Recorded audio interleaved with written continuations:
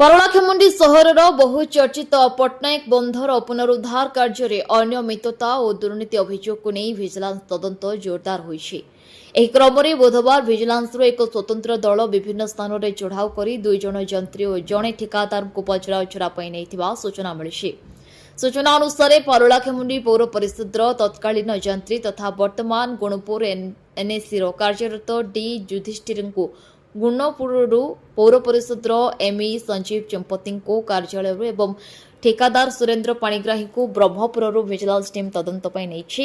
ଅତିରିକ୍ତ ଭିଜିଲାନ୍ସ ଅଧୀକ୍ଷକ ଏଲ୍ଟି ସ୍ୱାଇଁଙ୍କ ନେତୃତ୍ୱରେ 6 ଜଣିଆ ଟିମ୍ ଏହି କାର୍ଯ୍ୟାନୁଷ୍ଠାନ ଚଳାଇଥିବା ଜଣାପଡ଼ିଛି।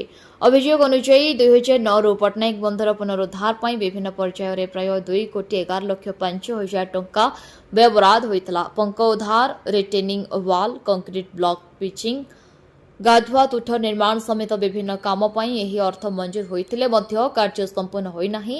ଦୀର୍ଘ ବର୍ଷ ଧରି ବନ୍ଧଟି ଅବ୍ୟବହୃତ ଅବସ୍ଥାରେ ପଡ଼ି ରହିଥିବା ସହ ଅଞ୍ଚଳରେ ପରିବେଶ ପ୍ରଦୂଷଣର କାରଣ ପାଲଟିଥିବା ଅଭିଯୋଗ ହୋଇଆସୁଛି।